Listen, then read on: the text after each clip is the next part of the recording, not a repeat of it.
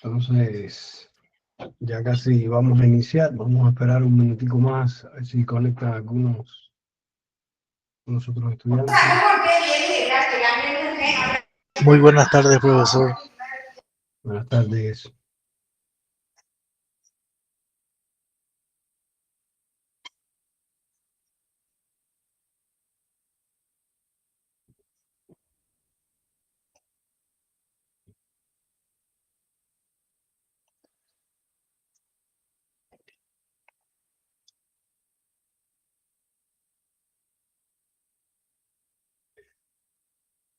Bien, vamos a ir haciendo algunos comentarios, recordando algunos elementos que hemos ya tratado.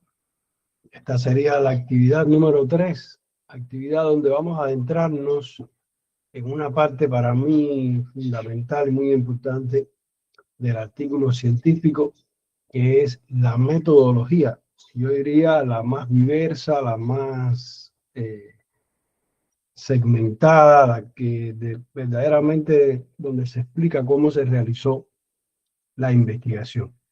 Entonces, primero, bueno, estuvimos conversando sobre el artículo científico de manera general, la redacción científica, los tipos de artículos, y enfatizamos sobre todo en el tipo de artículo IMRID, o sea, investigación, metodología, resultados y discusión.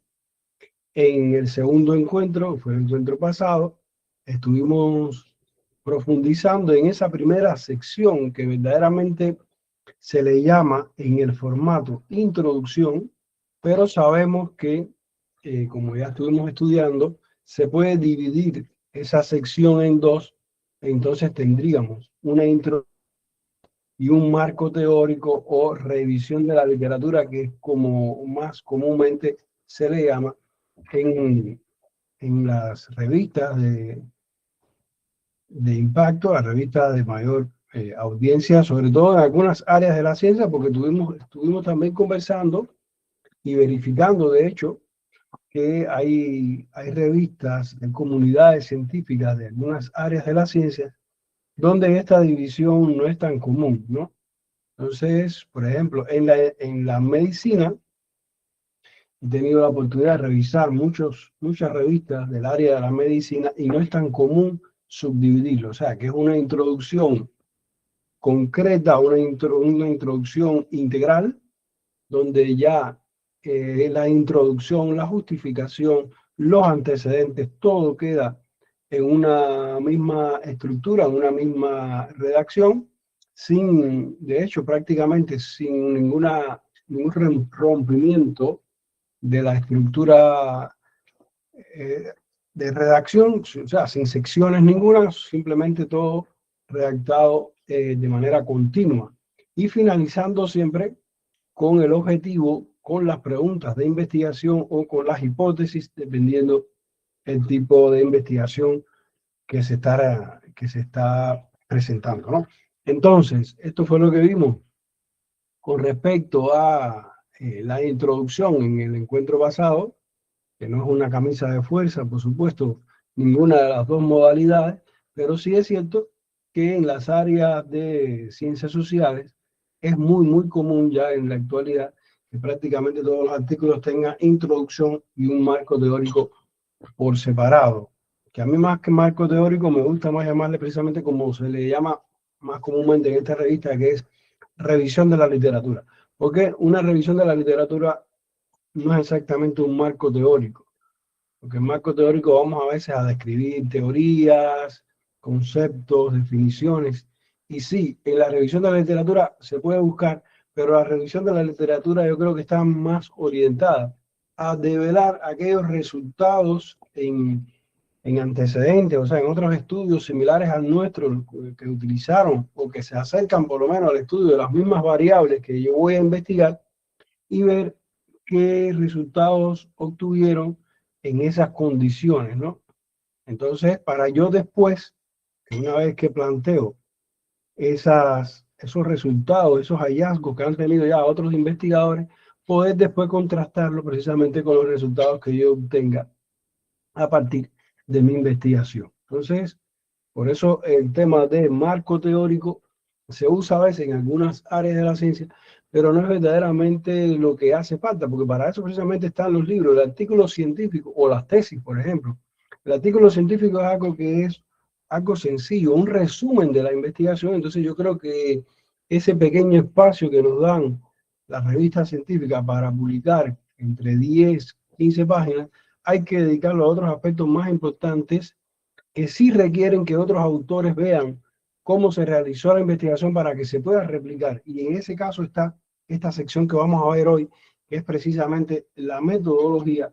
Yo creo que aquí sí es donde tenemos que ampliar lo más posible en detalle cómo se ha elaborado la investigación. Y no tanto las teorías que las podemos encontrar precisamente en libros, en tesis, en monografías sobre una temática en específico, en revisiones de la literatura quizás también pueda encontrar muchas teorías que quizás algunos autores puedan llegar o puedan extraer de diferentes estudios, bueno, pero ese no es tanto el objetivo. Entonces yo creo que por eso vamos a ver un poco la estructura, cuáles son esas partes de la metodología, incluyendo también algunos aspectos técnicos y que pudieran tener incluso algún consentimiento informado, que a veces no lo tenemos en cuenta, y que son elementos también que se deben plasmar, ¿no?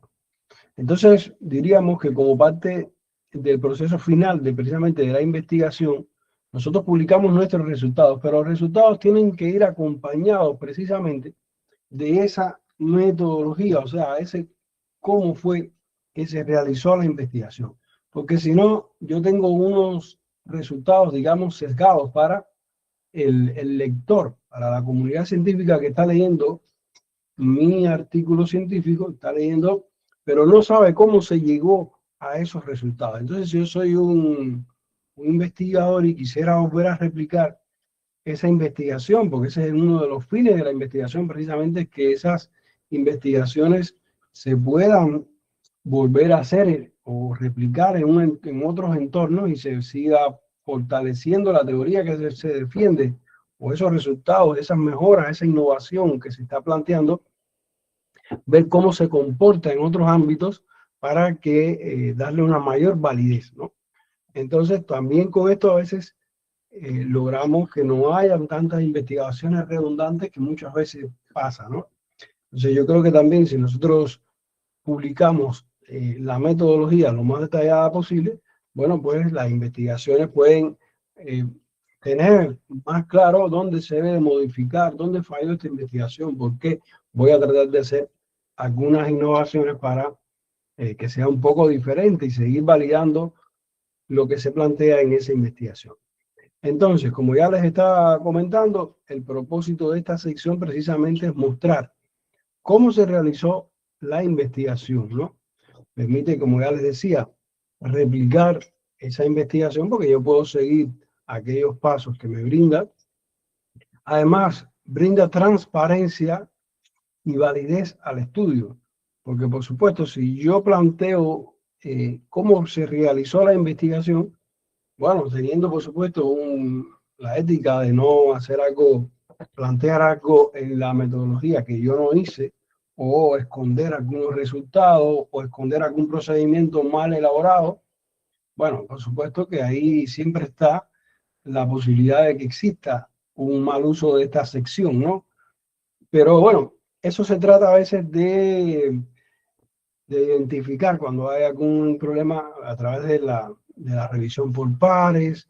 Como ya yo les decía, a veces nos da más validez y a veces muchas revistas le prestan mucha atención si la investigación fue fruto de algún proyecto que financiado, porque esas agencias financistas de los proyectos, por ejemplo, están en permanente vigilancia, hacen muestreos, hay que presentar como proyecto resultados parciales y todo el proceso se va teniendo evidencia del mismo a través de las agencias de financiamiento internacional. Digamos, por ejemplo, Erasmus Plus, ese programa europeo, cuando uno está participando en un proyecto de Erasmus Plus, bueno, pues tiene que ir presentando informes a la comunidad y a la agencia como tal, ¿no?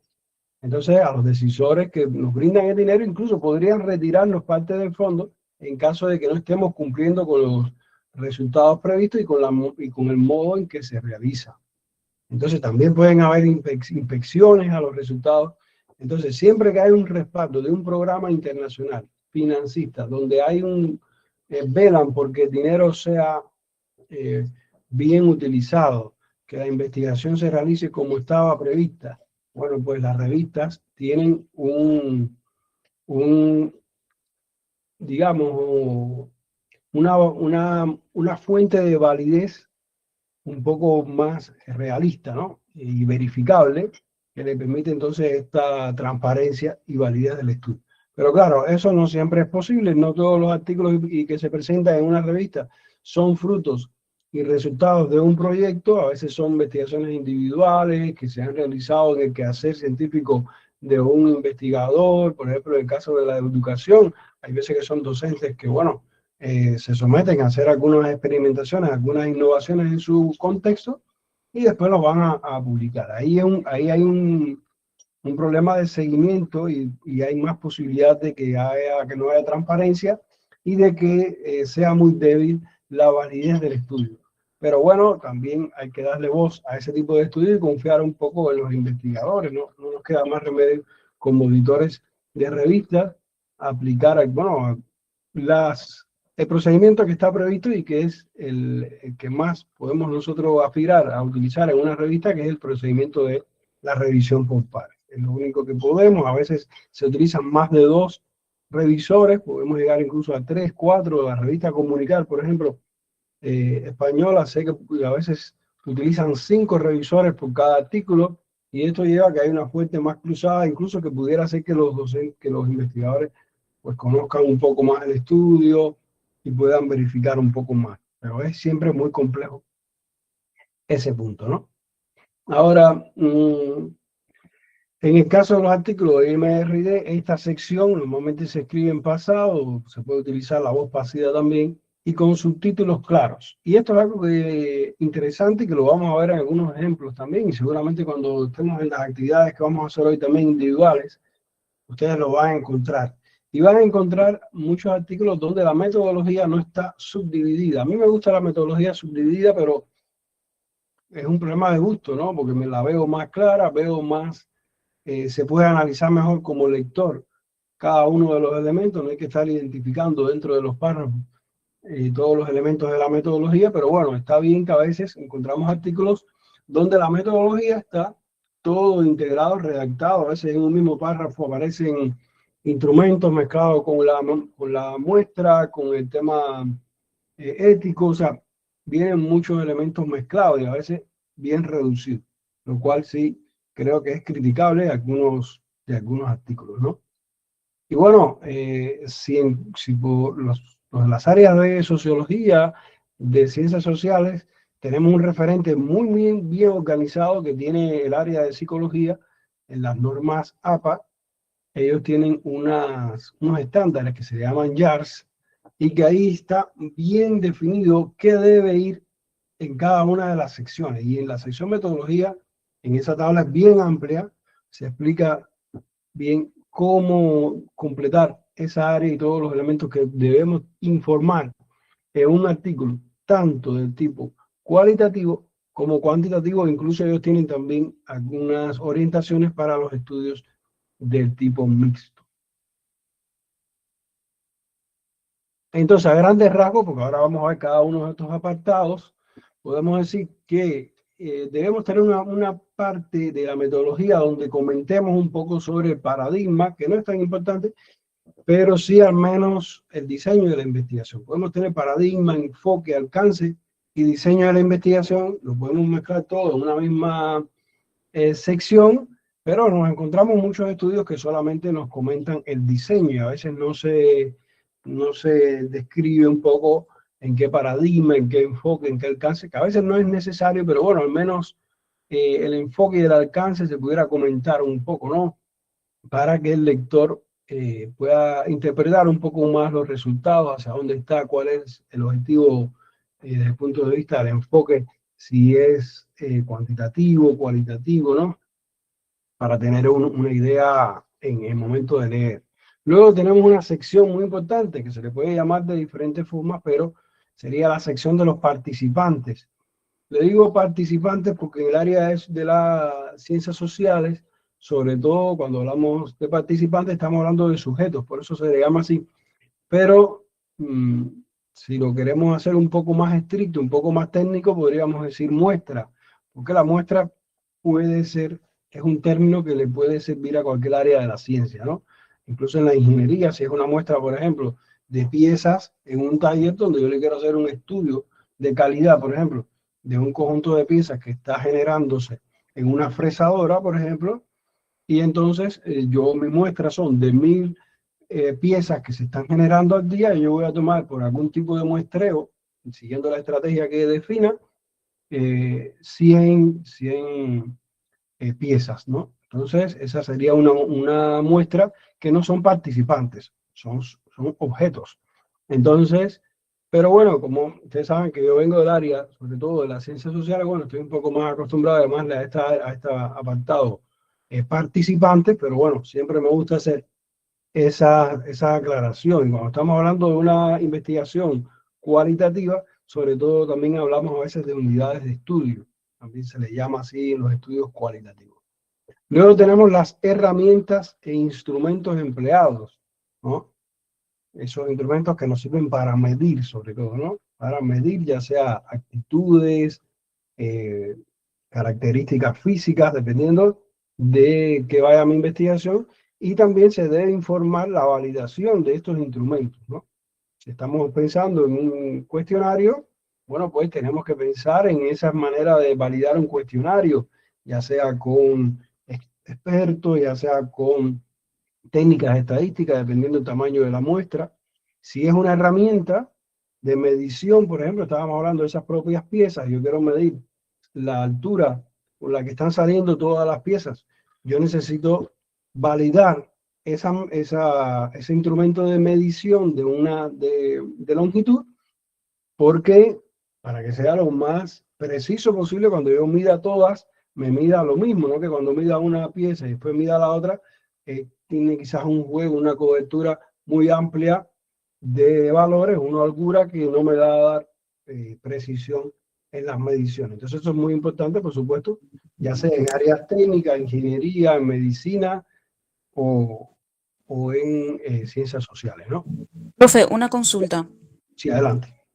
Cuando tenemos, por ejemplo, una investigación en donde queremos mostrar la parte cualitativa, pero también necesitamos mostrar, como usted dice, una población o una muestra, ¿cuál es el valor mínimo, o sea, la cantidad mínima de muestras que tenemos que considerar para que sea validado nuestra investigación? Por ejemplo, en mi área, yo soy criminalista y normalmente suelo someter a hacer algunos experimentos en donde quiero ver ciertas cualidades, pero en donde choco es qué cantidad de experimentos debo realizar para que esa opinión que yo esté dando tenga una validez después cuando quiera yo hacer un paper o algo donde yo comente qué fue lo que encontré y para que pueda ser Bien. repetido por demás investigadores. Bueno, ahora vamos a entrar en todos estos puntos, vamos a describirlo con mayor profundidad, ¿no? Pero yo casi nunca me someto a brindar este tipo de comentarios, porque además, digo no comentarios, sino de sugerencias, ¿no?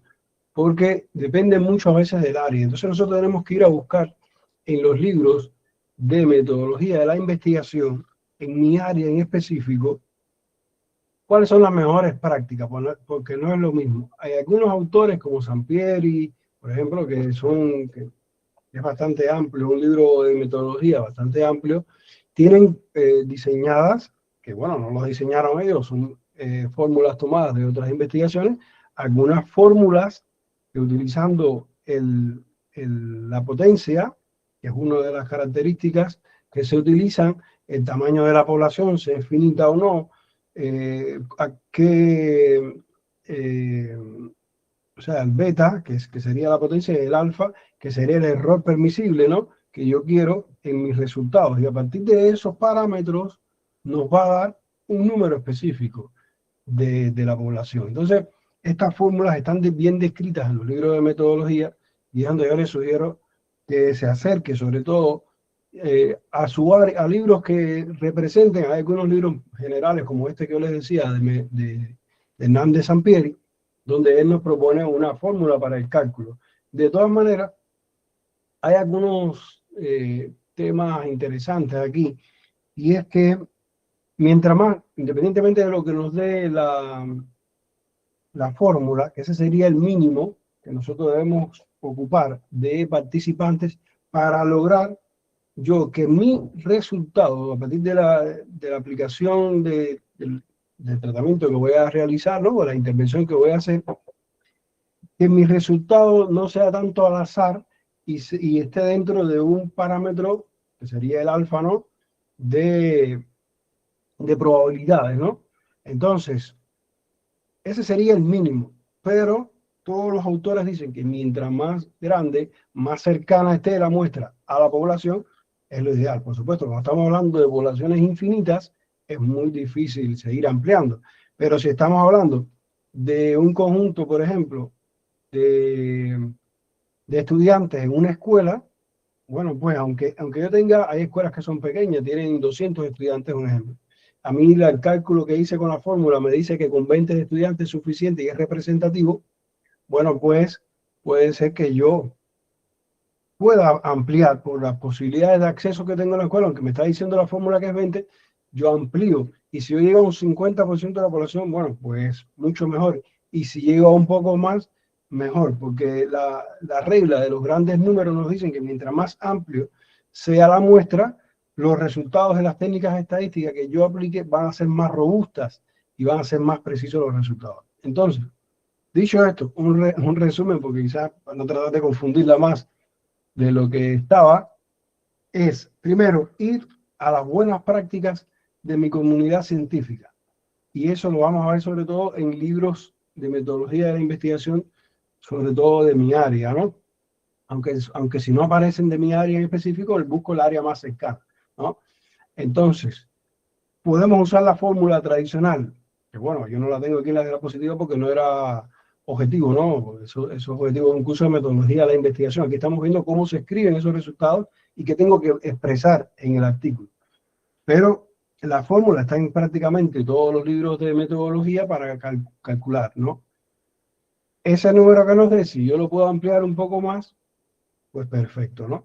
Porque también recuerden que en las técnicas estadísticas, dependiendo del tipo de investigación, aunque usted me dijo, creo que era, si es cualitativo, es diferente, ¿no? Igualmente en la investigación cualitativa no es tan importante el muestreo, sino la representación que yo tenga de los sujetos en los cuales voy a extraer esa información importante que voy a analizar. Entonces aquí en los casos de la investigación cualitativa muchas veces tenemos unidades de estudio por eso de los sujetos que están, por ejemplo, porque a veces es muy difícil.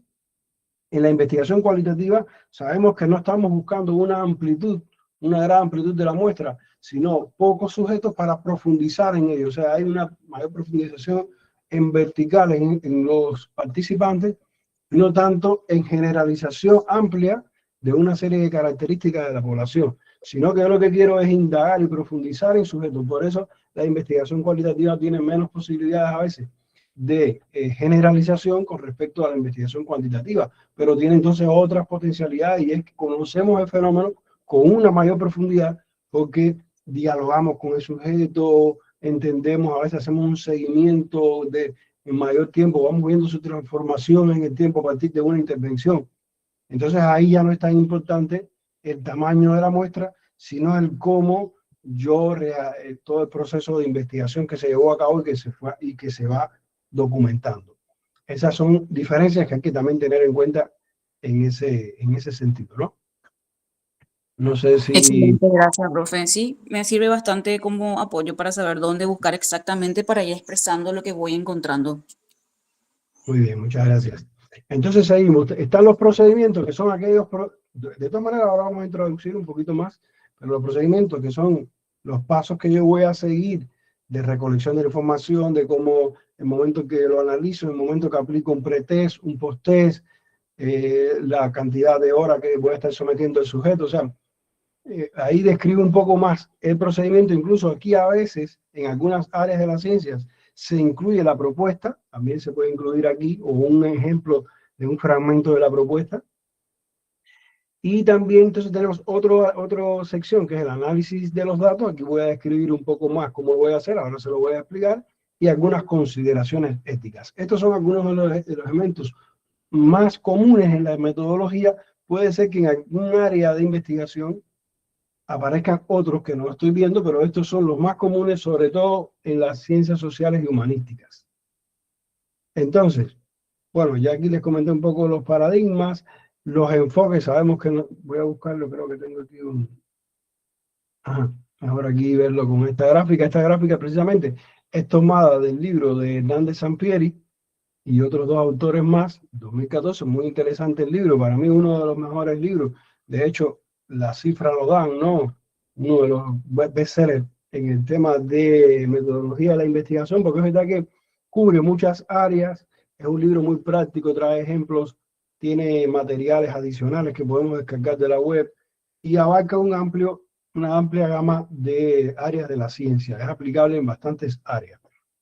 Y bueno, aquí Sampieri nos dice que hay dos enfoques fundamentales: el cualitativo, donde, como ya les decía, las características fundamentales mide fenómenos, utiliza la estadística como base, sobre todo el análisis, prueba, hipótesis, teorías.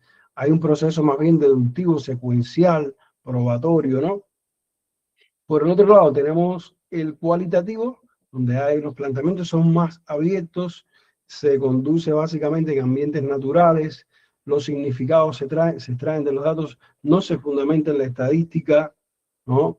Es más inductivo, recurrente, analiza múltiples realidades subjetivas. Y bueno, ¿qué cosa es el enfoque mixto? La propia palabra lo dice, ¿no? Una mezcla, puede utilizar algunos métodos cuantitativos, otros cualitativos, para tener un enfoque más integral del campo de estudio donde voy yo a aplicar, de ese objeto de estudio. Y bueno, utilizo mezclas y después en una triangulación puedo comparar esos resultados, tanto de metodologías cuantitativas como cualitativas. Pero bueno, como ya les decía, no estamos en una clase aquí, este curso no es de metodología de la investigación, simplemente estoy recordando algunos puntos porque son importantes después a la hora de nosotros buscarlos en esa sesión o cuando lo vamos a escribir nosotros, tenerlos en cuenta, que en un ideal yo debería comentar un poco algunos de estos puntos, ¿no? En el caso del alcance, bueno, pues Sampieri también y otros autores plantean, casi todos los autores coinciden en estos cuatro alcances, que serían el cualitativo, disculpen un segundito para bajar aquí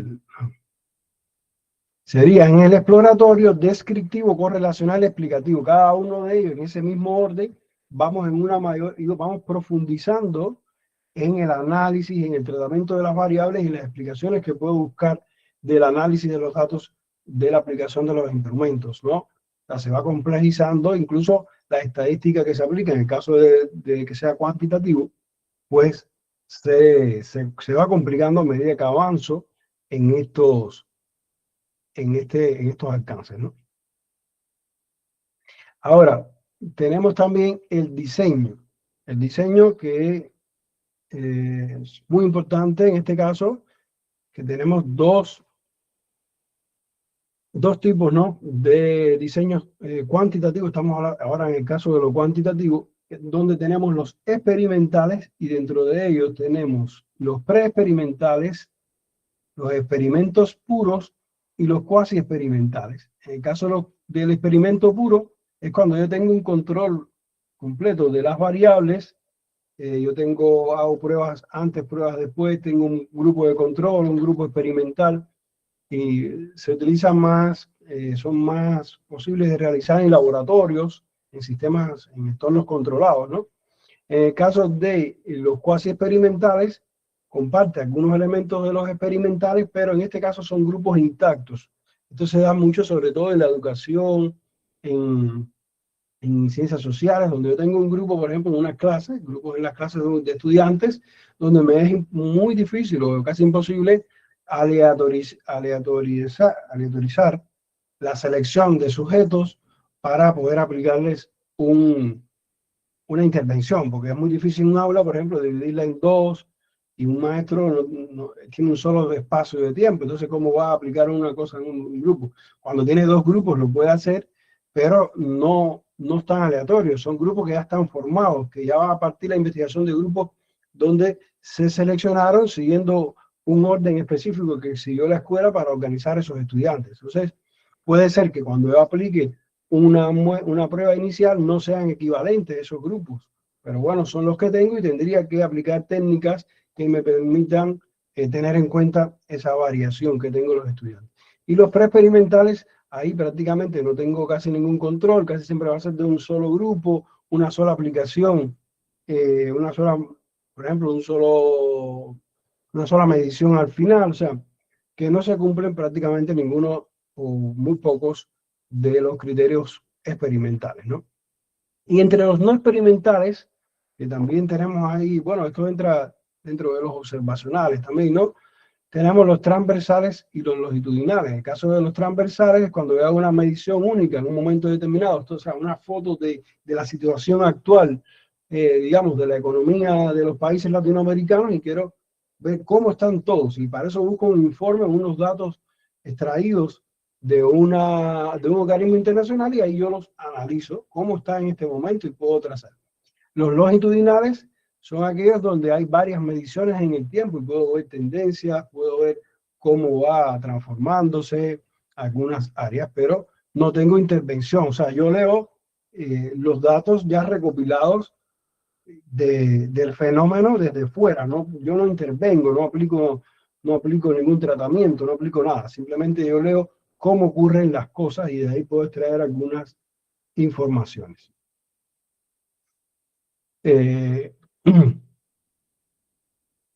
Bueno, ya esto es un poco más de lo que les había comentado.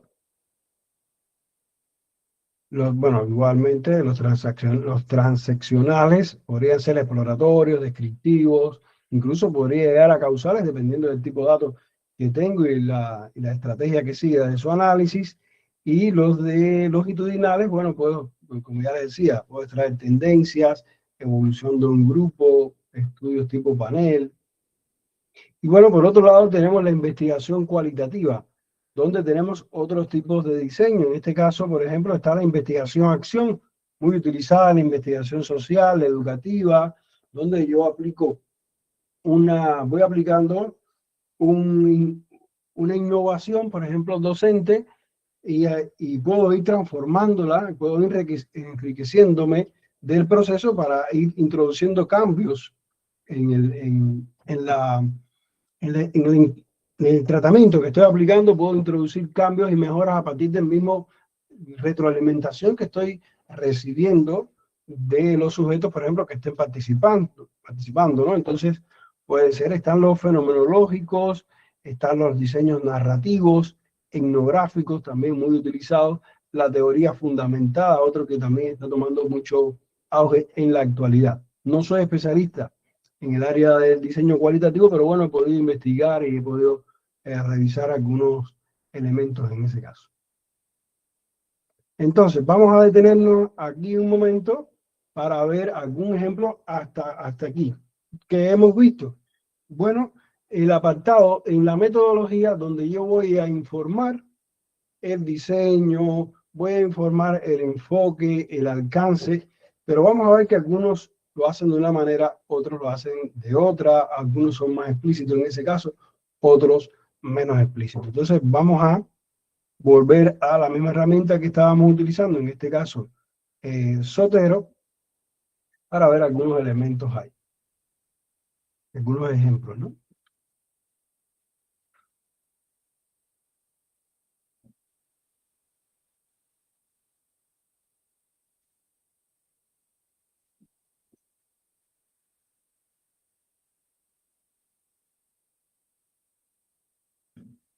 Bien, fíjense en este primer artículo que les estoy comentando. Estos son sobre todo de área de ciencias sociales, área de educación, tecnología, pero al fin y al cabo nos sirve para ilustrar lo que yo quiero comentarles, no hay ningún problema. Miren qué pasa aquí. Aquí tenemos un estudio donde nos está mostrando ya de primera instancia, comienza con los participantes, no nos hace ningún comentario del tipo de estudio, simplemente ya incluso nos dice que el estudio utilizó un muestreo no probabilístico por conveniencia. ¿Ven? Entonces, aquí este párrafo, que lo vamos a analizar más adelante, ahora no nos interesa porque ese apartado no es el que nos interesa ahora, no dice nada de el diseño, nada. Luego tenemos los instrumentos, ¿ven? Tampoco nos da ninguna pista aquí del tipo de estudio. Vamos a ver si más adelante. Miren dónde viene el diseño. O sea, el diseño lo plantean luego de los instrumentos, luego de la muestra. Entonces sí nos vienen con un párrafo donde podemos ver que está junto, en este caso está junto el diseño y el procedimiento. Fíjense hasta dónde llega el diseño. Dice, se trata de un estudio ex post facto retrospectivo a través de un estudio transversal. ¿Ven? Aquí hay algunas palabras que se agregan, como es el caso de ex post facto, o sea, que es como después del hecho, ¿no? Retrospectivo, o sea, que es un estudio que ellos van a analizar ya lo que pasó. Y es transversal porque un solo o una sola medición, ¿no? Es lo que nos quiere decir ahí. Entonces, en primer lugar, se contactó, ya eso es lo único que tienen, ya aquí viene ya el procedimiento. Fíjense que dice, en primer lugar hicimos esto, en segundo lugar pasó esto, posteriormente se envió el cuestionario, ¿ven? En ella indicaba, y aquí nos van diciendo, la duración aproximada de su realización fue de unos 10 a 15 minutos, ¿ven? O sea que del diseño como tal, miren, solamente hay una oración, en esa oración está todo lo que nos dicen del diseño. ¿Se dan cuenta? En este primer artículo. Vamos a ir a otro.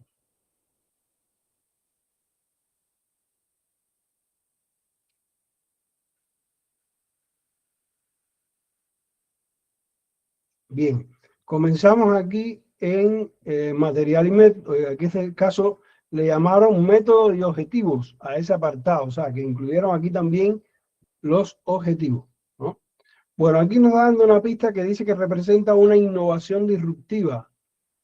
Bueno, ya, pero miren aquí sí ya nos dicen un poco más explícito que va a utilizar una metodología mixta en línea con la propuesta de Creswell, que quiero, miren, ahora que recuerdo, este autor es muy importante.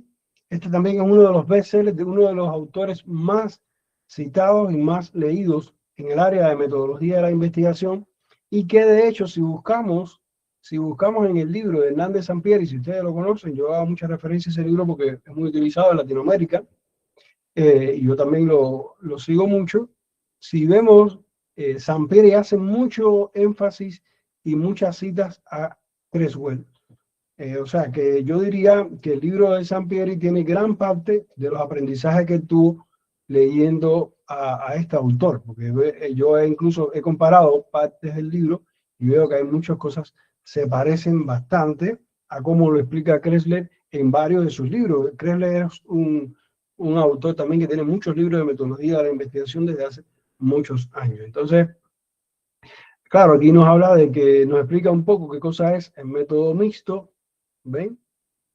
Y ahí lo va profundizando. Y también nos comenta un poco que va a utilizar un marco de modelo de aceptación de la tecnología, que es también es un tipo de investigación planteada por Davis, otro autor, el autor que plantea esta teoría de TAM, ¿no?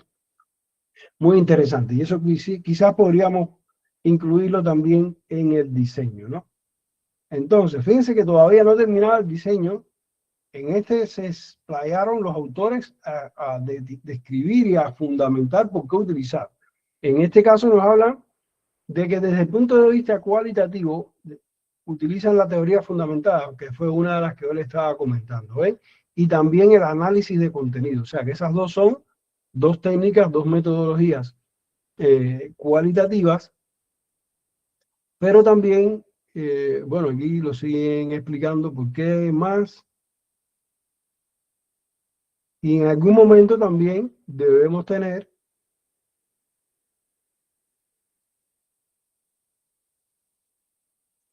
algunos elementos también cuantitativos, porque ellos dicen que es mixto. Aunque bueno, el método de análisis de contenido a veces tiene parte cuantitativa y parte cualitativa. porque a veces se buscan frecuencias de palabras, cosas en el análisis cuantitativo, quizás ellos ahí también le llamaron de esa manera, aunque vemos también que, fíjense que es una metodología bastante mixta, pero sobre todo más del área cualitativa, porque también dice que tiene elementos propios también del análisis de casos. ¿Ven? Es una metodología más bien cualitativa. ¿Bien? Entonces, fíjense ahí cuántos párrafos y cuánta información nos brinda desde el punto de vista del diseño. Vamos a ver este otro.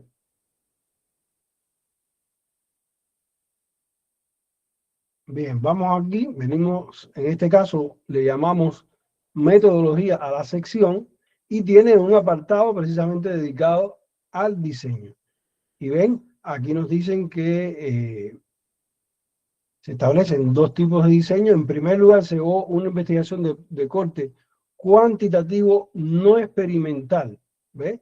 Y aquí nos están diciendo que no hay ningún tipo de experimentación, igual que es ex post facto, del tipo, aquí nos están diciendo el alcance descriptivo y comparativo, que ese no lo tenemos allí, pero bueno, comparativo pudiera ser, digamos, un poco correlacional, ¿no? Pudiéramos comparar, saber algunas relaciones de algunas variables. ¿Ven? En segundo lugar, se realizó un estudio cuasi experimental, o sea que hubo, ya ellos nos dicen, ¿no? Se establecieron dos tipos. Ese primero, que no era un no experimental, pero después hicieron un estudio cuasi experimental de tipo pre-test, post-test. ¿Qué quiere decir esto? Que hubo medición antes y después de la intervención, donde evaluaron los indicadores de creatividad obtenidos por el alumnado. ¿Ven? O sea que aquí queda bien claro, nos mencionaron algunos aspectos, tanto del alcance como del diseño. Y pudiéramos inferir también que nos dice aquí de corte cuantitativo, ¿eh? Por tanto, ahí podríamos también inferir que hay una expresión del enfoque de la investigación, ¿no? Vamos a ver un último ejemplo, porque lo más importante también es que ustedes lo hagan, ¿no? Entonces tenemos aquí, además porque nos quedan otras partes, ya vamos por 43 minutos. Tenemos un método, en este caso no se llama metodología, le llamaron método, ustedes saben que también lo pueden encontrar como material y método, y vieron en el artículo anterior cómo le llamaron métodos y objetivos, o sea, que hay mucha variedad, depende muchas veces del gusto del investigador, ¿no?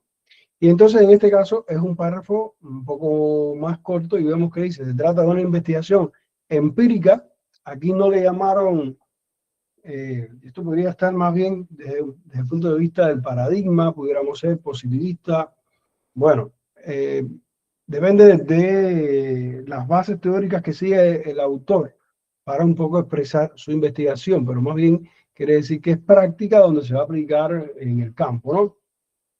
Llevada a cabo mediante una estrategia asociativa. Aquí aparecen otros elementos que, por supuesto, no podemos, nosotros no dominamos todo, pero si podemos ir a esta fuente, seguramente nos va a explicar qué cosa es una estrategia asociativa desde el punto de vista de la metodología de la investigación. Me imagino que es donde se asocian variables, ¿no? Y desde estudiar la relación fundamental, precisamente, relación funcional entre un conjunto de variables. Eso es lo que significa una estrategia asociativa. Se utiliza un diseño de investigación no experimental. Aquí claramente se ve que nos explican que es no experimental, con el objetivo de clasificar. En este caso es más bien clasificar grupos y comparar los grupos en distintas variables externas. ¿Ven? Un estudio comparativo nos vuelve a hablar aquí, que más bien para ver ahí asociaciones entre variables, quizás, por ejemplo, utilizando chi cuadrado, algo así seguramente. Bien, entonces, estos son elementos que tenemos que identificar nosotros cuando leemos un artículo para nosotros, de alguna manera, estar al tanto, poder integrarnos en esa comunidad científica donde nosotros vamos a publicar, porque eso es muy importante. Quizás nosotros nos hemos siempre leído un libro de metodología de la investigación que se refiere a estos mismos apartados, pero con otros términos, y cuando nosotros llegamos a publicar en la revista que seleccionamos, quizás no se nos entienda bien o no está, esa terminología no es la que más se usa en esa revista o en esa área de conocimiento y nosotros tenemos que ajustarnos a ella. ¿Para qué? Para lograr integrarnos mejor, que sea más rápido aceptado nuestro artículo. Entonces, llegó el momento de ustedes, ¿no? Vamos a tratar de hacer esto mismo que he hecho yo y algún voluntario que pueda, o voluntaria, ¿no? Identificar. Vamos a ver algún artículo. Seleccionamos un artículo cualquiera y buscamos paradigma, enfoque, alcance y diseño. A ver si están todos, o uno solo de ellos, o dos de ellos, cuáles son los más comunes. Entonces, vamos a ver, tenemos 15 minutos, regresamos a las 4 para que para ver algunos ejemplos que tengan ustedes y analizarlos. ¿Bien? Nos vemos en 15 minutos.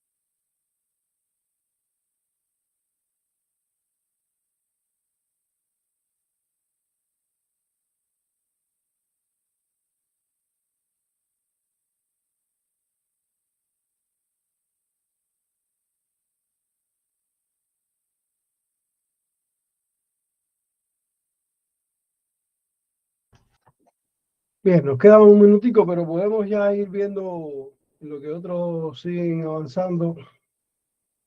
Alguien que quiera comentarnos un poco, compartir, pueden compartirlo. De hecho, ahí voy a dejarle para que puedan compartir algún ejemplo que hayan encontrado, algo que les haya llamado la atención, algo interesante de la sección o de la subsección dentro de la metodología, que es ese diseño, alcance, paradigma, enfoque que han encontrado.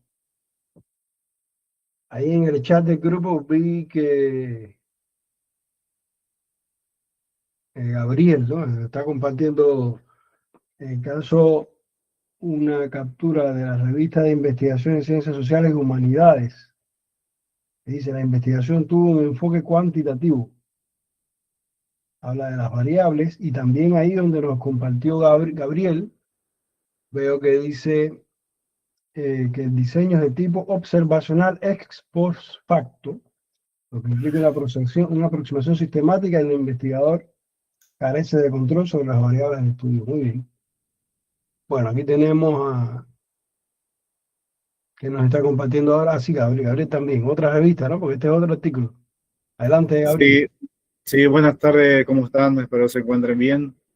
Bueno, efectivamente estuve observando una revista que se realizó en el país, en este caso Paraguay, y aquí dice, así como usted estaba mencionando, que hubo un enfoque cuantitativo en donde se recogieron y se procesaron, en este caso, los datos de forma cuantitativa. Seguramente habrá sido a través de encuestas, ¿verdad?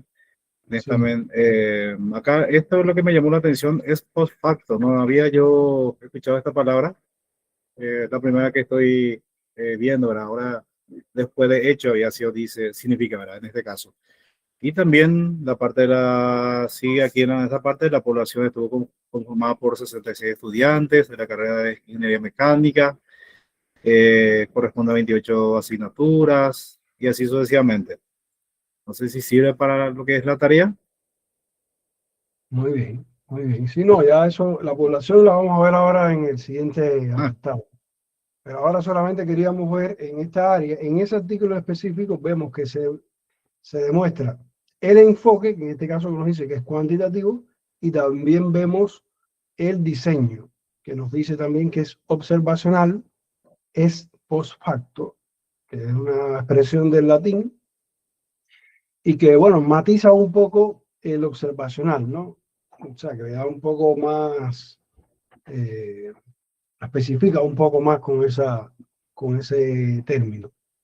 Muy bien, perfecto. Ah, y también estoy viendo más adelante que dice, tuvo un alcance descriptivo, ¿eh?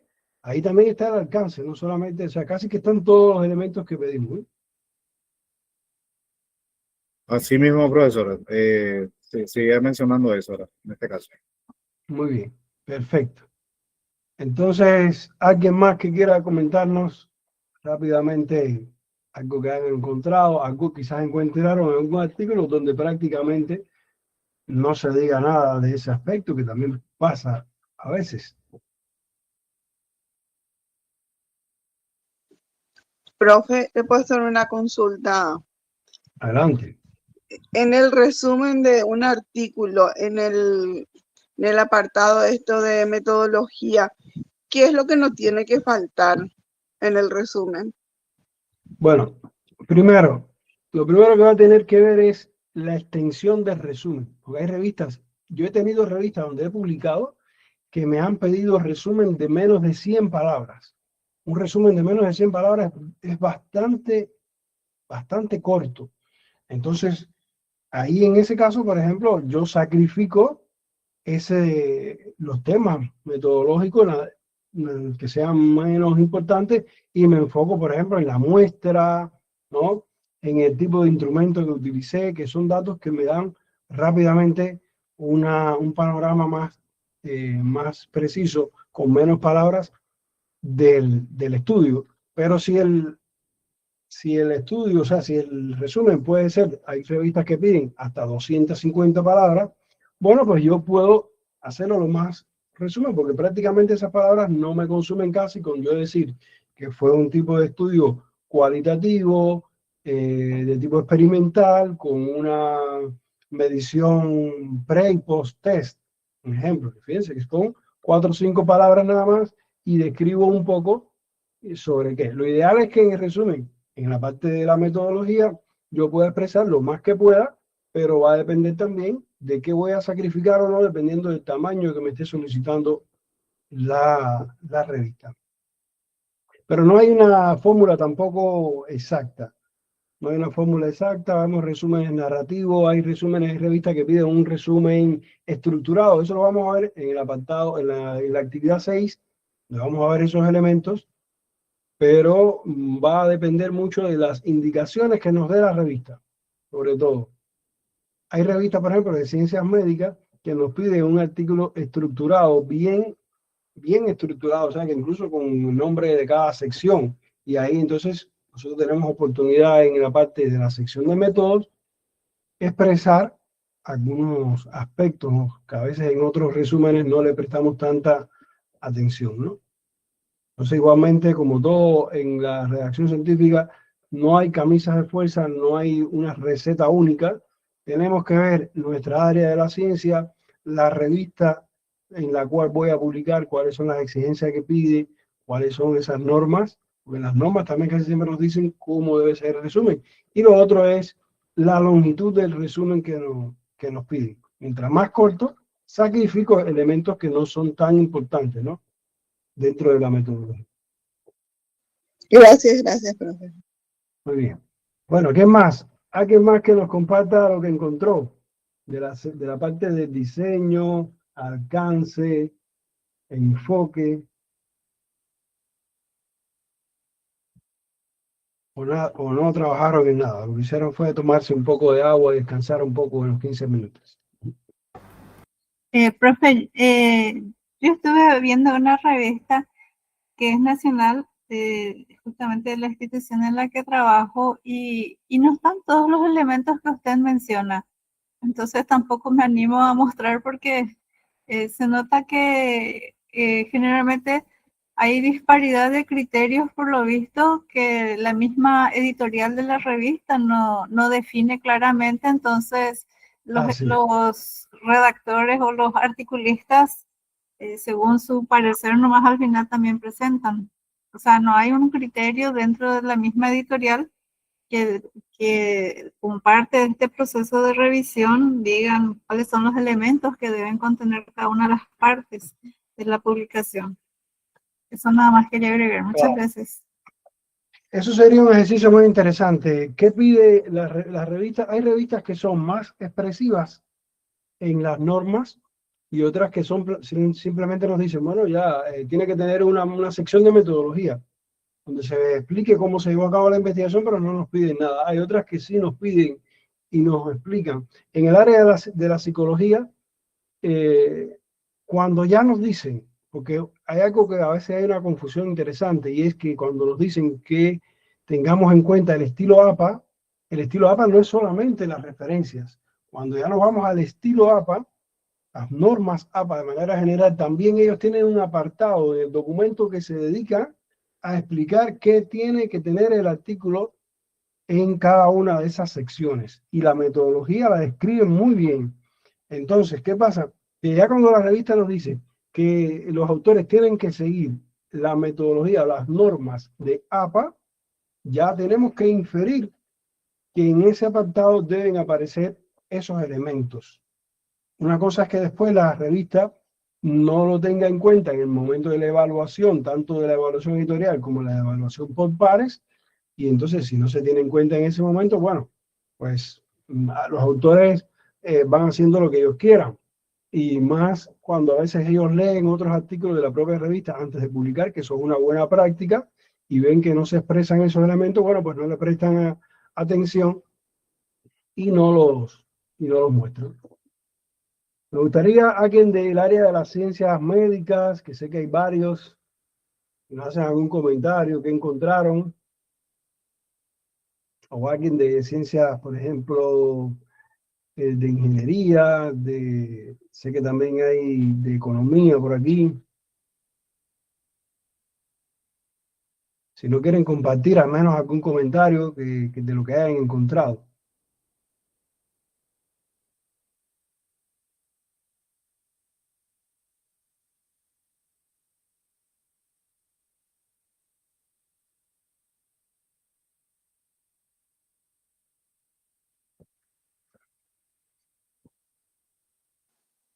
Como usted había mencionado, profe, paradigma es lo que no aparece prácticamente en ninguna de las que estuve revisando. Sí, ese es uno de los que menos aparece, el paradigma a veces también el enfoque, a veces tampoco se menciona, ¿no? O a veces se menciona el enfoque y no se menciona el alcance. Lo que más se menciona, diría yo, es el diseño. El diseño sí casi siempre aparece, aunque a veces puede ser que también esté omitido, ¿no?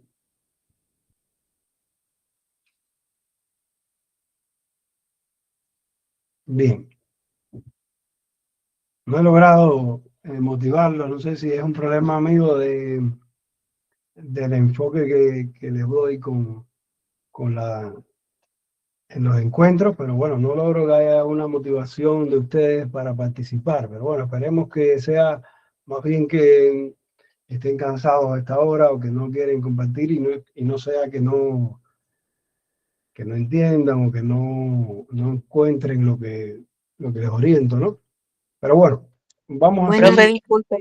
¿Sí? Generalmente yo, por ejemplo, particularmente estoy conectada desde el celular y a mí me cuesta muchísimo buscar los artículos porque no estoy en mi casa y así en el Claro. entretiempo, por eso nada más.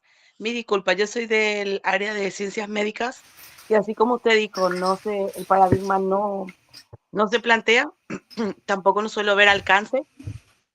Sí, diseño, enfoque y también suelo ver materiales y métodos muy reducidos, como usted dice, pero el paradigma no suelo observar en ninguno de los artículos de la parte, por lo menos de mi área. Bien, perfecto. Entonces me imagino que sea eso seguramente lo que pasa, que están en otros puestos, en lugares, y muchos están en los teléfonos y no logran a veces hacer los ejercicios, pero al menos... Profe, Sí, adelante. sí, profe, yo estoy siguiendo atentamente la clase, muy interesante, pero a la par estoy en mi oficina, estoy en mi horario de trabajo y justo hoy un día en el que tenemos bastante actividad. Por eso es que tengo un perfil así bastante bajo y poco participativo. Ya, no hay problema, no hay problema. Comprendo la situación, no se preocupen. Vamos a seguir avanzando y los que puedan en algún momento van participando y si pueden comentar, comentan y vamos a tratar de avanzar como podamos, ¿bien? Antes de ¿Sí? avanzar, profe, no necesariamente tiene que aparecer explícitamente esas palabras, ¿verdad? Porque allí yo compartí en el grupo, ¿verdad? Un artículo, pero que se nota que tiene, ¿verdad? Lo que es la parte cuantitativa en la metodología, pero no dice, por ejemplo, no expresa directamente. Claro, no, no Compartí tiene en que el, aparecer la palabra. Estoy abriendo el artículo que usted compartió ahora sí, para en ver. metodología. Sí. Fíjense, no aparece la palabra exactamente, pero en un momento dice, se llevará a cabo una exploración. O sea, ahí nos quiere decir que puede ser un estudio exploratorio. ¿Ven? Ese sería el alcance. Y luego más adelante tampoco, pero se nota que tiene, ¿verdad? Solo que le digo que no. Sí, claro, claro. A veces pasa eso lo que yo les decía, ¿no? Hay veces que hay autores que son más, más explícitos que otros, ¿no? Yeah.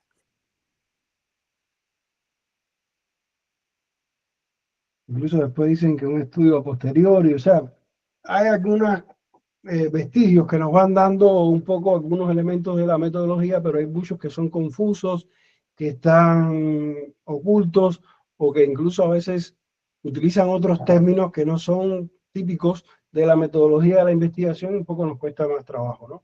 Y eso yo creo que es algo que sería interesante que las revistas un poco le prestaran atención para que haya un poco más de uniformidad en ese sentido y de esa manera sea más fácil de comprender, ¿no? La ciencia y en una misma área a veces hay muchas diferencias. Entonces, por ejemplo, ahora vamos a llegar a este apartado de participantes, población y muestra, ¿no? Entonces tenemos en primer lugar la población, que es ese conjunto de elementos o sujetos del estudio, pueden ser objetos también, dependiendo del área del estudio, que son todos, ¿no? O la mayoría de los que represente, que puede ser finita, puede ser infinita, y la muestra es un subconjunto seleccionado. Bueno, eso no lo voy a profundizar, como ya les decía, porque eso es del área de la metodología, de la investigación, ¿no? Pero sí tenemos que tener en cuenta que nosotros, si no mencionamos la población, porque a veces es difícil determinar una población, aunque parezca que es algo simple, a veces se nos complica, ¿no? Y se nos complica dependiendo incluso del alcance que yo quiero con mi estudio. Porque bueno, ¿quién me dice, por ejemplo, que en un estudio educativo, mi población, yo puedo decir que es la escuela, ¿no? Donde yo tengo, y de ahí voy a tomar una muestra, pero yo podría decir que mi población son todas las escuelas de mi municipio, dependiendo hasta dónde quiero llegar. Entonces, la población, como es tan complicada, a veces no se menciona, y se menciona sobre todo la muestra, que es verdaderamente ese subconjunto del cual es el objeto de la investigación. Entonces también es recomendable, y esto es uno de los apartados que también se hizo una pregunta al inicio, que a veces no está explícito en los artículos, y es el método de muestreo. Al menos yo, aunque no explique si es un muestreo por ramo, estratificado, aleatorio simple, aleatorio complejo, o sea, los tipos, diferentes estrategias que hay de muestreo, al menos puedo decir que es probabilístico o no probabilístico. Es la manera, aunque sea más sencilla de decir, de que si yo digo que es probabilístico, hubo algún criterio de aleatoriedad en el momento de seleccionar los sujetos o los objetos, y si es no probabilístico, es que lo tuve que seleccionar, por ejemplo, porque era un grupo que ya estaba formado, porque son los objetos que tenía a mi alcance, alguna explicación que sería también buena expresarla, ¿no? Y esto es un apartado que verdaderamente hay mucha dificultad en los artículos porque no se expresa muchas veces. En investigaciones cualitativas, normalmente en lugar de muestras hablamos de unidades de estudio o casos de estudio, como ya les había comentado. Y bueno, si podemos, en el área de las ciencias sociales, podemos utilizar, como ya les decía, los estándares JARS, que yo creo que se los compartí, si no después se los voy a compartir, sería muy recomendable porque ahí está bien todo lo que puede tener. Yo diría lo que puede tener, no lo que tiene que tener, porque bueno, hay investigaciones que tienen o no. Pero ahí tenemos una referencia y nos podemos guiar cuando estemos escribiendo nuestra metodología a ver si nos queda algo que pudiéramos expresarlo. Y también, por ejemplo, las características demográficas también se pueden expresar. O sea, ahora lo vamos a ver en algún ejemplo que seguramente se lo voy a mostrar. Por ejemplo, si son sujetos, en este caso son individuos, podemos decir la representación de sexos, cuál fue, de género, ¿no? Masculino, femenino, u otros géneros también que se están utilizando actualmente, rango de edades, ¿no? Depende de algunas características demográficas que puedan ser de interés para mi investigación. Entonces ahí yo creo que ese es el momento de la muestra, y no en los resultados, como muchos autores lo hacen, que en los resultados entonces describen la muestra, y ese no es un resultado de la aplicación de nuestros métodos, es un resultado, es más bien una característica, una caracterización de nuestra muestra, y es más recomendable que esté en el apartado de metodología. Bien. Entonces, seguimos. Otro apartado, como ya les decía, debe ser el tema de instrumentos y herramientas, porque bueno, puede ser que no tenga herramientas, pero que tenga herramientas no tenga instrumentos, dependiendo, porque a veces incluso una herramienta no solamente tiene que ser una herramienta de medición, puede ser una herramienta que yo use en la intervención. Entonces ahí tengo que tener en cuenta describir esas herramientas, ¿no? Entonces, tipo de instrumentos, si son cuestionarios, rúbricas, guía de entrevistas, lista de cotejo, el software que voy a utilizar, por ejemplo, en el caso de tecnología educativa, el software es una herramienta. No vamos a medir con el software, sino que el software va a ser esa herramienta que va a formar parte precisamente de la variable independiente, ¿no? Y que es, lo que yo voy a medir precisamente es el resultado que tuvo la aplicación de esa herramienta en un proceso y ver si los individuos transformaron alguna de las variables que yo voy a medir, ¿no? Debe explicarse, por ejemplo, el propósito de cada instrumento. Si en el caso, por ejemplo, de una rúbrica, un cuestionario, sería muy recomendable poner ejemplos de algunos ítems que voy a utilizar, cómo son, de qué tipo de respuesta se espera, si es tipo escala de Likert, por ejemplo, un tipo de Likert, o es una selección múltiple, o es un tipo de respuesta escrita, abierta, o sea, hay que explicar un poco cada pregunta, cada sección del instrumento, si hay dimensiones, cuáles son las dimensiones que voy a medir con ese instrumento, o sea, todo lo que yo pueda explicitar del instrumento es válido. ¿Por qué? Porque eso nos da una mayor validez. Y hablando de validez, lo ideal es que en el apartado también de instrumentos dentro de la metodología yo exprese si apliqué alguna técnica de validación de esa escala, de ese instrumento, bueno, pues también la muestro ahí en ese momento y no en los resultados. A no ser que sea un tipo de artículo de validación de instrumentos, que ese tipo de artículo, ya los resultados precisamente es la validación del instrumento. Entonces ahí sí van los resultados. Pero si yo voy a utilizar un instrumento para medir una característica de una población, la validación no es parte del resultado. La validación es parte del procedimiento de ajuste de mi instrumento, ¿no? Para yo ver si me está midiendo verdaderamente la variable que yo quiero. Y esa variable es la que yo voy a describir en los resultados, pero no el instrumento. Entonces, esto es importante tenerlo en cuenta también. Los procedimientos. El apartado de procedimientos, bueno, aquí hablo un poco del diseño del estudio, pero no explico teóricamente el diseño como lo habíamos visto anteriormente, sino del diseño de cuándo voy a aplicar la prueba, si tengo una prueba antes de la intervención, cuándo voy a hacer la intervención, en qué momento de la intervención o en cuáles de los momentos voy a medir la variable, cómo lo voy a hacer. Quizás puedo decir que voy a utilizar, por ejemplo, el receso. En el caso de la educación, digo, bueno, voy a usar el primer receso para hacer una medición de la motivación de los estudiantes después de una intervención, después a la salida de la escuela, y en qué momento, cuántos minutos le voy a dedicar a esa medición, qué tiempo voy a dedicarle, por ejemplo, a la intervención. O sea, describir todo el proceso desde la primera medición o incluso desde el diseño de lo que yo quiero aplicar hasta que la última medición que yo haga, ¿no? El cierre, todo ese proceso intermedio, ir describiendo. Cuando hice la validación, también lo podría decir. Si se pueden incluir fechas, lugares, consideraciones logísticas, lo que yo le explicaba, ¿no? Incluso aquí he leído algunos artículos recientemente donde para reclutar individuos a veces que participen se ha pagado.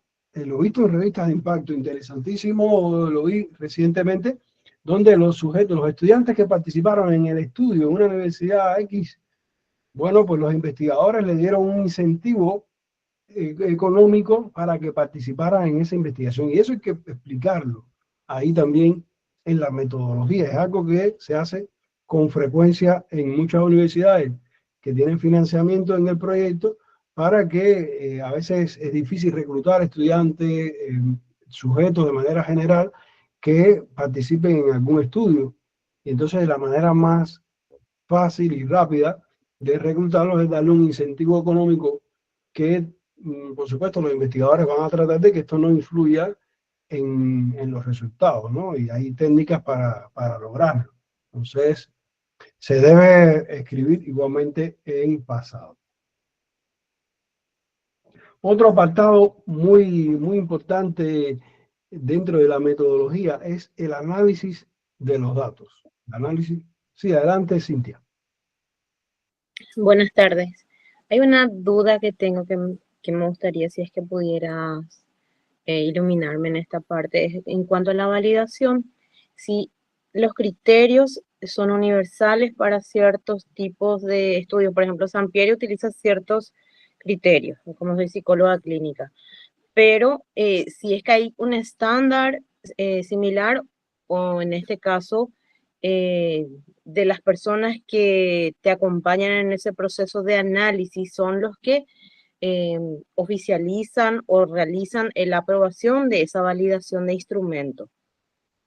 Bien, eso es un tema, como todos, ¿no? Un tema complejo, pero que se aborda de diferentes también enfoques dependiendo del área de la ciencia. Yo les voy a explicar un poco del área de las ciencias sociales. Hay diferentes tipos de validaciones. En primer lugar, la validación interna, validación externa, y tenemos en la validación, por ejemplo, validación de contenido. Vamos a la validación de contenido, por ejemplo. La validación de contenido es una validación que hacemos de un, digamos, de un cuestionario donde a partir de una serie de expertos evalúan el instrumento siguiendo una serie de criterios para decirnos si, por ejemplo, el contenido que trata está bien escrito, se comprende adecuadamente. También a veces el contenido también se incluye la forma en la que es la que nos permite entender adecuadamente el instrumento. O sea que ahí ya tuviéramos, por ejemplo, una primera validación. Pero si vamos a expresar toda la validación del instrumento en la metodología, esto se nos puede complicar bastante. Entonces, ¿qué pasa? Como decía en el apartado de instrumentos, si el instrumento lo construimos nosotros en nuestra investigación, la validación tiene que ser superior porque es un instrumento que es de nueva creación, el cual hay que validar para ver si mide verdaderamente las variables como nosotros pensamos cuando diseñamos ese instrumento. Entonces, casi siempre lo ideal, cuando se genera un nuevo instrumento, es dedicarle un estudio a su evaluación. Y por eso le decía ahorita que hay tipos de artículos y de investigaciones que es precisamente solamente la validación de ese instrumento y sus resultados son precisamente las cualidades psicométricas de ese instrumento. Entonces, una vez que ese instrumento está validado, ya yo cuando lo voy a utilizar en mi investigación, el nivel de validación es mucho menor, porque yo simplemente, por ejemplo, aplicando alguna de las técnicas de confiabilidad como alfa de Cronbach, yo con ese al menos ya puedo decir que ya yo utilicé tal instrumento que fue validado en tales o varios estudios, y yo también le apliqué alguna validación al menos para una comprobación de la confiabilidad y expreso que está en un rango aceptable. Por ejemplo, el indicador de alfa de Cronbach, que no es único para todos, porque está, por ejemplo, está el omega, por ejemplo, que es más recomendable para escalas ordinales. Entonces hay otros indicadores, porque vemos el alfa de Cronbach y creemos que ese es el único indicador de validez y confiabilidad de un instrumento. No, hay otros que incluso dependiendo del tipo de instrumentos son más adecuados a aplicar, como por ejemplo la W está la omega, W de, ahora no recuerdo si es de W de Donald, bueno, hay diferentes, esto se llama estadísticos, ¿no? Que se pueden aplicar a un instrumento y dependiendo del tipo de instrumento, entonces es más óptimo o no. Pero ya les digo, la profundidad de la validación que yo tengo que expresar en el artículo va a depender si el instrumento lo estoy yo creando ad hoc, o sea, en el momento lo creé para esa investigación, o un instrumento que ya está validado por otros autores y que yo la validación solamente la tengo que reforzar o tengo que matizarla, tengo que contextualizarla en mi estudio.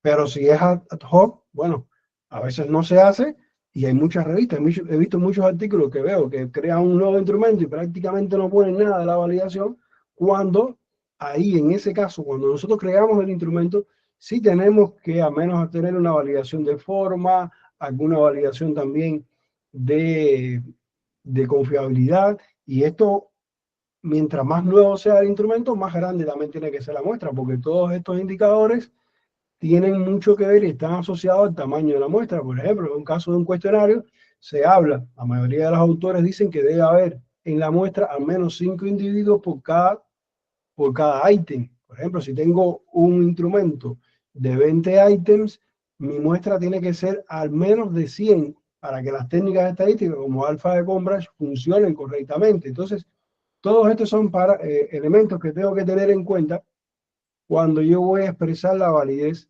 del instrumento. Y sobre todo, lo que más va a incidir es si es un nuevo instrumento o es un instrumento validado en otras investigaciones. Bien, no sé si Cintia, si con estos comentarios la idea es esclarecer un poco más. ¿No? La verdad que sí, bastante con eso pude comprender, porque justamente tenía mis dudas con respecto a esa validación, porque como usted refiere, a veces podríamos hacerlo nosotros, pero si es que hay otras personas que justamente pueden con un criterio más profesional o un criterio dentro de la revista, o sea, reconocido, hace que el hecho de aplicar el instrumento tenga otro impacto. Por eso justamente fue mi duda. Muchísimas gracias. Muy bien, muchas gracias. Adelante, Martina. Gracias, profe. Buenas tardes. Ahora me genera una incógnita, profe. Espero recibir su ayuda. Puedo resumir de que depende mucho del tipo de investigación o del tema de investigación para que uno pueda tener esa toma de decisión, el tipo de instrumento y para darle la validez, la confiabilidad de los en la triangulación de todos esos elementos de acuerdo a las técnicas o a los instrumentos abordados. ¿Es así, profe? Sí, efectivamente, va a depender mucho. De hecho, por ejemplo, estamos viendo aquí en pantalla también el tema de los enfoques, porque no es lo mismo la validación de un instrumento en el campo, o un enfoque cualitativo que cuantitativo.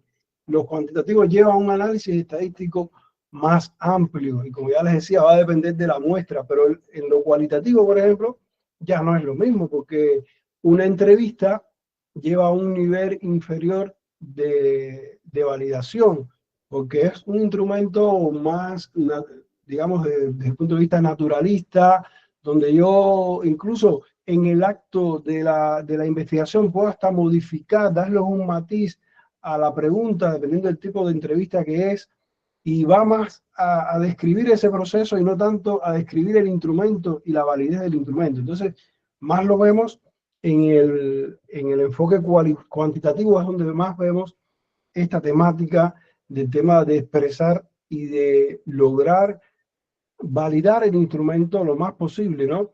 Por eso es que yo a veces le sugiero a mis estudiantes, no, traten de utilizar instrumentos que ya están validados en otras investigaciones, porque esto nos ahorra mucho tiempo, le da una mayor validez al estudio, porque como ya les decía, una de las principales falencias y dificultades que siempre veo en los artículos como revisor y como editor de revista es precisamente que se presentan nuevos instrumentos en investigaciones incipientes, o sea, que son primarias y que no se valida prácticamente el instrumento y con muestras a veces pequeñas, como ya les decía, que cuando es un primer instrumento, yo tengo que tener una muestra mayor, porque mientras más grande es mi muestra, los resultados del alfa de Cambridge o del otro de los indicadores, como ya les decía, dependiendo del tipo de instrumento, es el tipo de indicador también.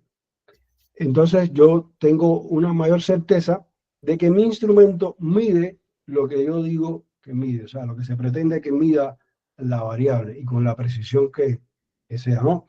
Entonces, efectivamente, depende también del área de la ciencia. Hay áreas de la ciencia donde se utilizan diferentes tipos también de validación. Si hubiese alguien de aquí de ingeniería, por ejemplo, los instrumentos de ingeniería, voy a hablar algo quizás, me voy ahora a entrar en algo, a pisar un camino que no soy conocedor, pero tengo entendido, por ejemplo, que en el área de ingeniería, un instrumento tiene que seguir las ISO, por ejemplo, internacionales, ISO 2001, 2020, donde hay una serie de criterios que tienen que cumplir también los instrumentos, ¿no? Y sobre todo los instrumentos de medición están relacionados. Creo que hay otros estándares internacionales que tienen que cumplir esos instrumentos. Entonces, en el caso de ingeniería, por ejemplo, tienen que expresar precisamente que ese instrumento, por ejemplo, si es un instrumento que se compra, tiene que cumplir con esos estándares para que después mis resultados sean válidos. Entonces, es algo similar. En todas las áreas es similar. El tema es que el instrumento que yo utilice, de alguna manera yo demuestre por algún mecanismo de que el instrumento mide la variable que yo digo que mida y de la manera que yo digo que debe medirlo, ¿no? Es el fin y de la validación de los instrumentos. Debe de responder a todos los objetivos, dar respuesta a todas esas incógnitas, ¿verdad, profe? Ahora tengo, gracias, muy amable. Ahora tengo una consulta.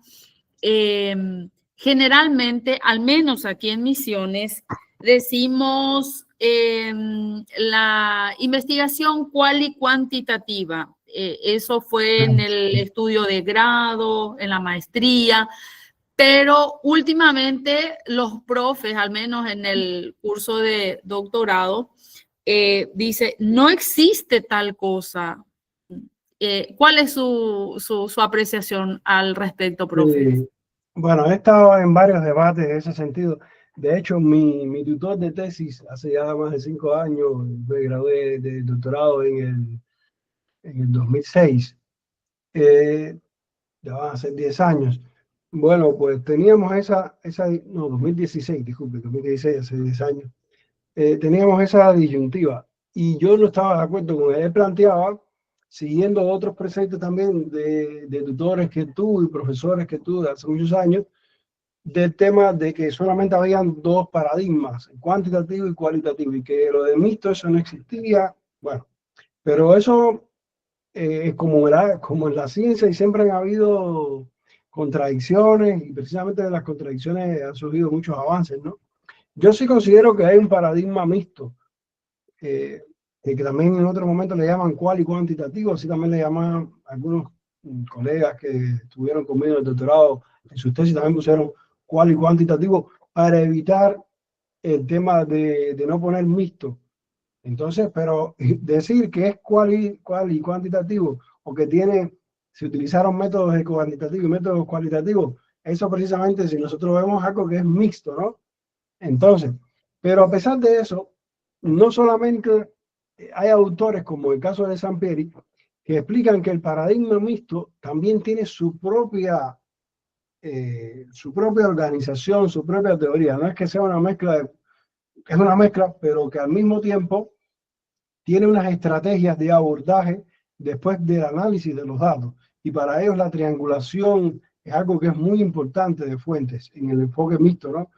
Y entonces, esto, tomar partida tiene sentido para un debate científico, pero tampoco nos ayuda mucho porque, como ya les decía, a veces en estas discusiones son un poco estériles porque no nos llevan a ningún lado, ¿no?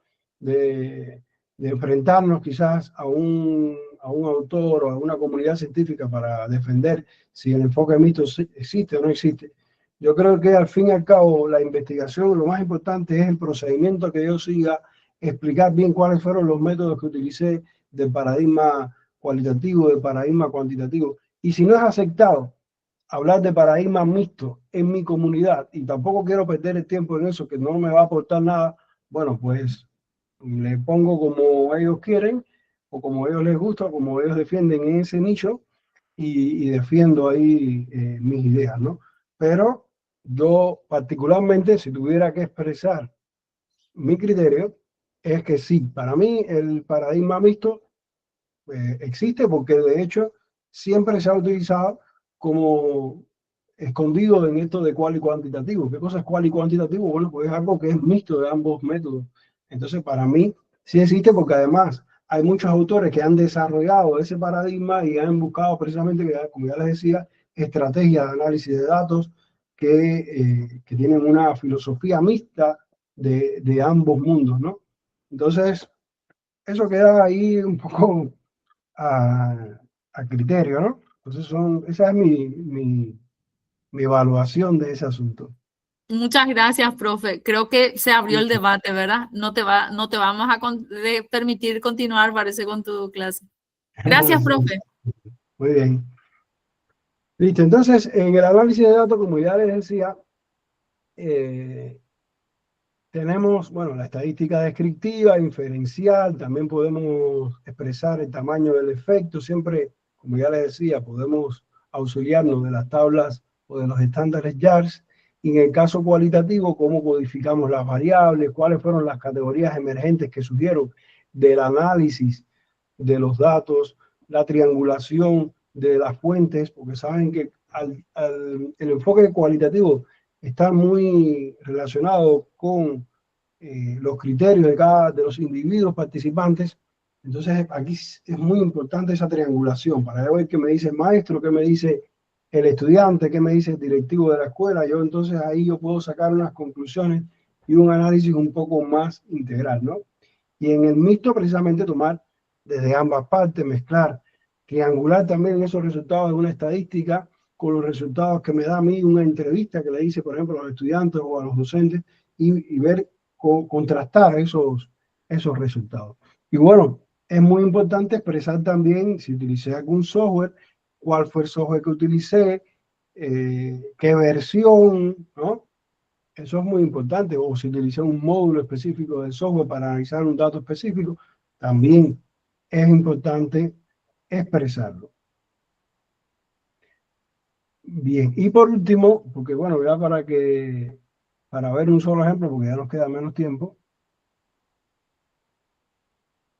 están las consideraciones éticas, que esto es un punto que ha surgido en los últimos años, se le ha prestado cada vez más atención, porque hay muchos datos, se recupera mucha información que a veces se devela en artículos y no se respeta la privacidad a veces de los datos, la ética que se debe seguir al respecto.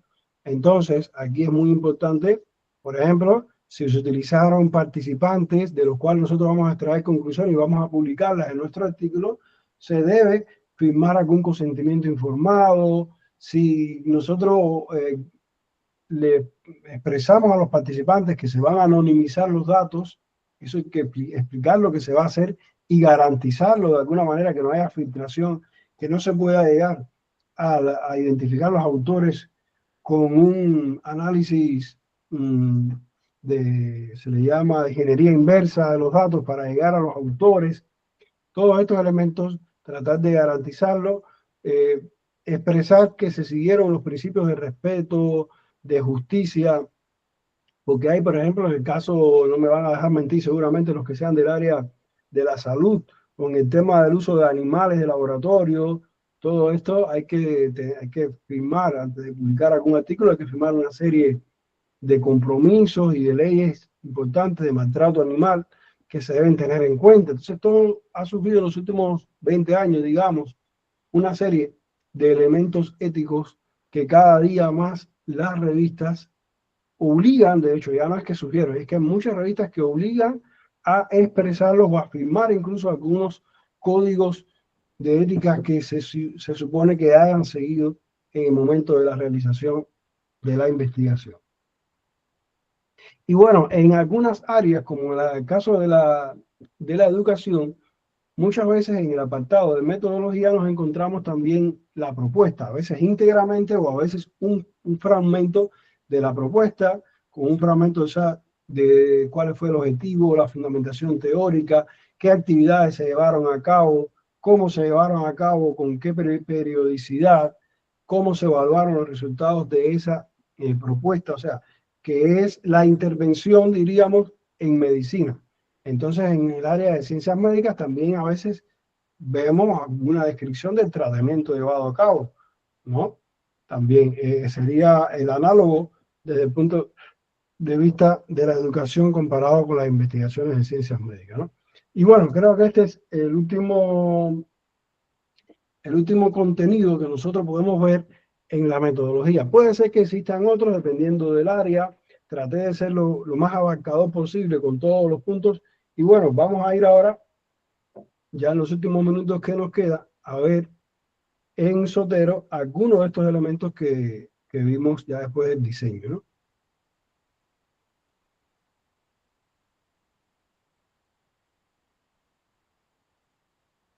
Por ejemplo, en ese estudio que tenemos ahí en pantalla, vemos cómo nos describen los participantes. Fíjense lo que yo les decía.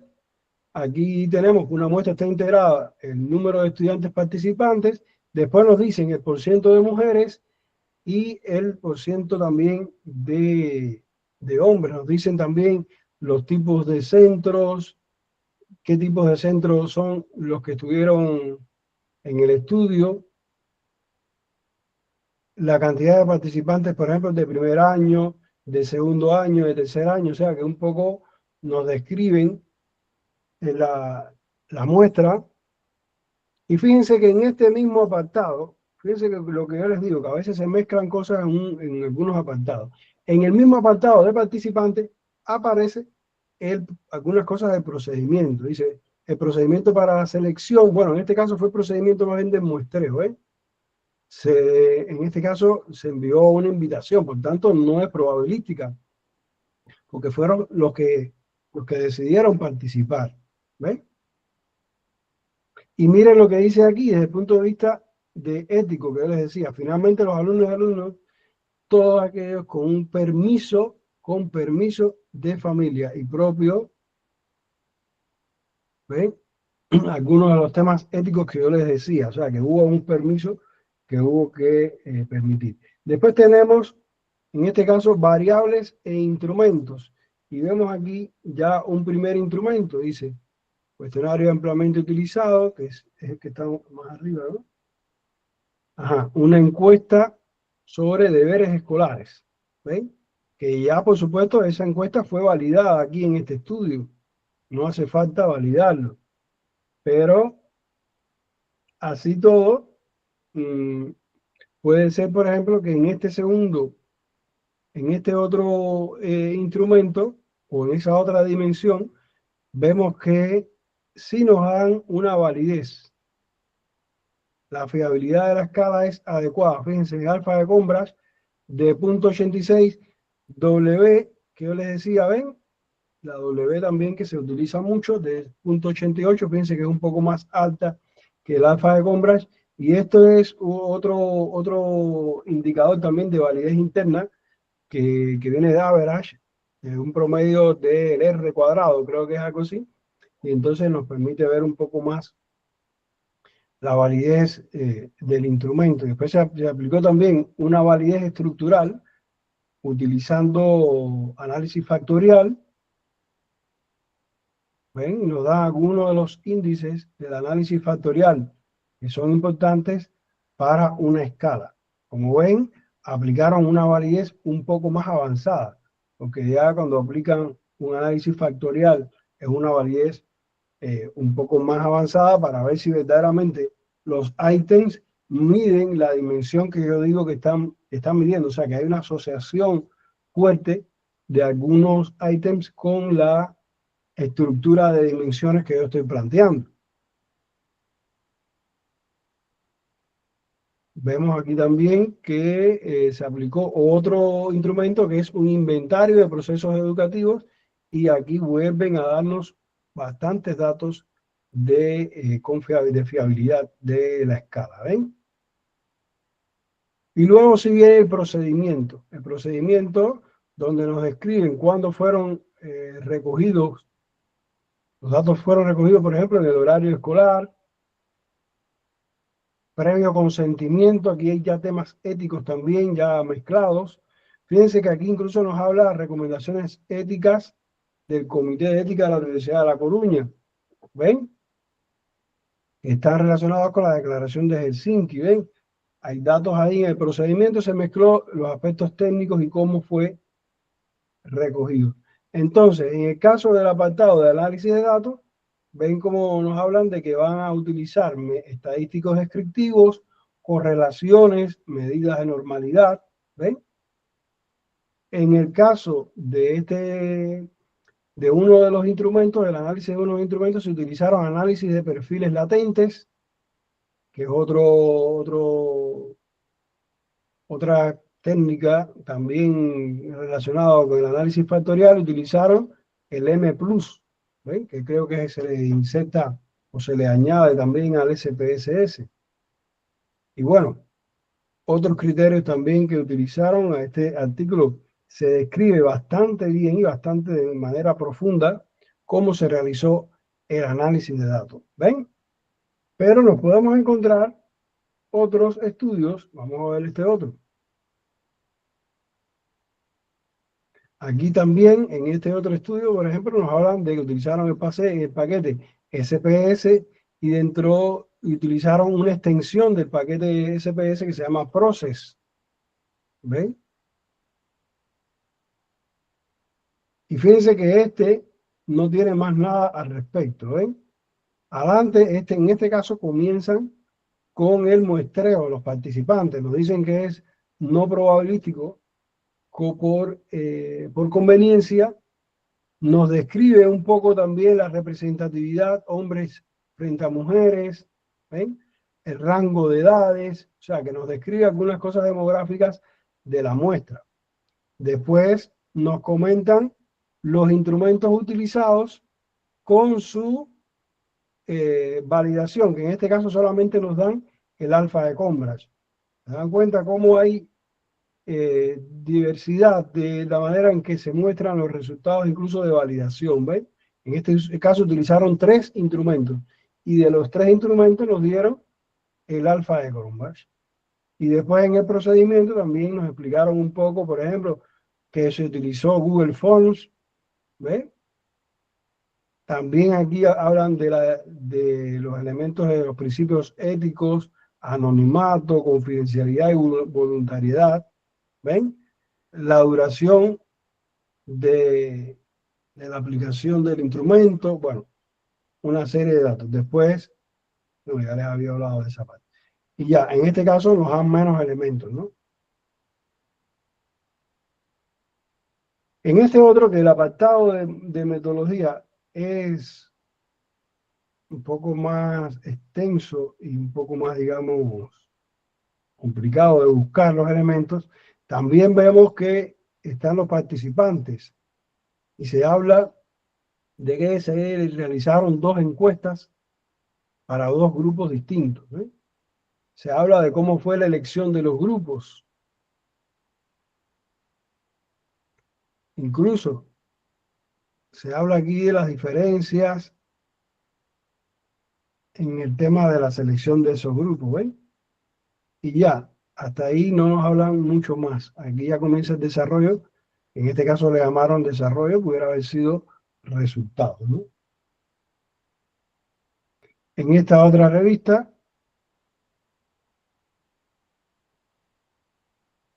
vemos el diseño, igualmente vemos la muestra.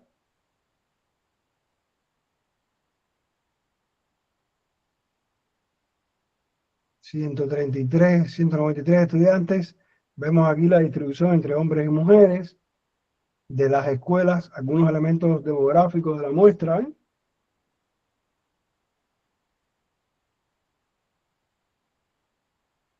En este caso, aquí están describiendo las herramientas. Fíjense que pueden ser instrumentos, pero en este caso están describiendo las herramientas y dónde estaban publicadas, ¿no? Aquí hablamos entonces ahora de los instrumentos, tanto de la prueba que se aplicó y internamente en la prueba, de qué está compuesta esa prueba, que había, en este caso, juegos, al parecer. Y de la muestra y de los instrumentos, igualmente nos brindan el alfa de Cambridge, ¿ven? Del juego 2 y del juego 3. Después vemos el procedimiento. Aquí sí describen un poco más cómo se llevó a cabo todo el proceso. Fíjense, en primer lugar, se solicitó tal, ¿ven? Después nos dice incluso cuántos minutos le dedicaron a cada herramienta. O sea, son una serie de elementos que nos pueden ayudar. Después tenemos el análisis de datos, donde ahí nos explican, ¿no?, qué tipo de pruebas utilizaron. Para la prueba de normalidad se utilizó Kolmogorov-Smirnov. Para la prueba de comparación, la U de McWinnock. Y la W de Wilkinson también, porque parece que los datos no fueron normales. Entonces hubo que utilizar pruebas no paramétricas. Entonces, todos esos elementos se expresan ahí en esa. ¿Ven? Aquí lo dicen, que no atendían a una distribución normal, por tanto tuvieron que utilizar ese otro tipo de pruebas que son no paramétricas. ¿Ven? Y entonces así, cuando analizamos los artículos, vemos que hay mucha diversidad. Entonces, ¿cuál es la conclusión que tenemos que sacar nuevamente de estos temas? Bueno, en primer lugar, tener en cuenta la revista y el área de la ciencia donde yo estoy publicando. Primero el área de la ciencia y después, más específico, la revista.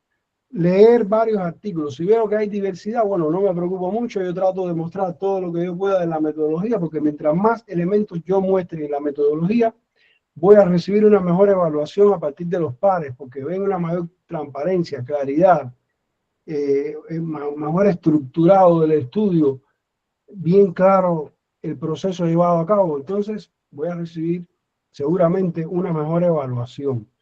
Pero si yo veo que la revista no los muestra, puede ser que hay algún elemento por un problema de espacio quizás, bueno, pues no lo muestro. Pero si veo que la revista es bien estricta en eso y todos los artículos que leo de la revista, bueno, tienen todos los apartados estudiados de la metodología, bueno, pues trato de ser lo más explícito posible para buscar estar en sintonía con los artículos que se publican en esa revista y tener un mayor porcentaje de aceptación posible, ¿no?, de mi trabajo. Entonces, estos son elementos que hay que tener en cuenta. Con esto terminamos esta tercera actividad. Para mí, uno de los apartados más importantes del artículo científico, le da la mayor validez, mayor, como les decía, mientras más detallado, de una manera científica, precisa y fundamentada, yo haga y exprese mi metodología, el porcentaje y la potencialidad de aceptación de mi artículo va a ser mucho mayor. Entonces, les sugiero siempre revisar artículos de su área, revisar artículos de la revista donde quiero publicar y prestarle mucha atención a este apartado, porque les va a llevar seguramente al éxito si lo hacen lo mejor posible, ¿no? Entonces, nos quedan unos minuticos. Si hay alguna intervención, algún criterio, algo que quieran aportar, complementar, es el momento. Entonces.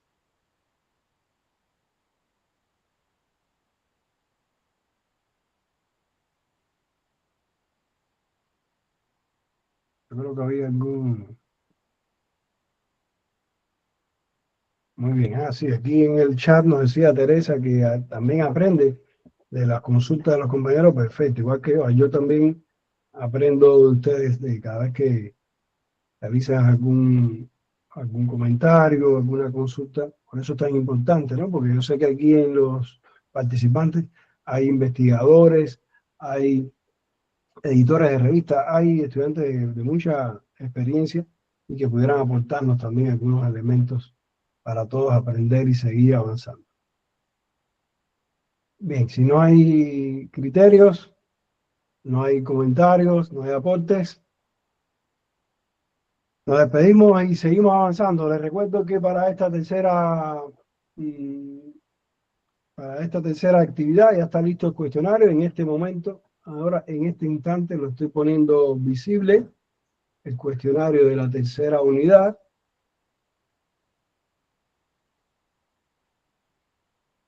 Para que ya lo puedan. Adelante, Florencia. Sí, buenas. ¿Qué tal, profe? Quería consultar si se podrían habilitar los cuestionarios anteriores, porque el tiempo es muy corto y entre las tareas, a mí por lo menos hasta ahora, cuando ya iba a sentarme a responder todos, ya se me cerraban, si es que se podría, por esta ocasión nada más. Sí, no hay problema. Los 3 cuestionarios los voy a dejar abiertos hasta el viernes de esta semana, el 1, el 2 y el 3, para que puedan completarlos. Y si después más adelante hay otro que igualmente necesitan abrir, si no lo ven conmigo, igual con el profesor Mereles, también nos puede apoyar en ese sentido, no hay ningún problema. Muchísimas gracias. Listo. Bien. Si no hay otra pregunta, otra intervención, nos vemos. Excelente semana. Nos vemos el próximo lunes 3 de la tarde para seguir con los resultados. Vamos para el apartado de resultados, un apartado muy interesante. Bueno, adelante, María.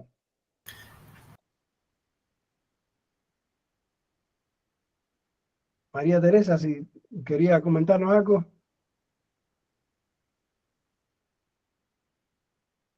Ah, que se le fue, no hay problema. Bien, entonces, como les decía, nos vemos lunes próximo, 3 de la tarde, para seguir con la siguiente actividad. Chao. Buenas tardes a todos. Buenas tardes. Besitos. Chao, chao, chao. Chao a todos. Chao, chao. Chao.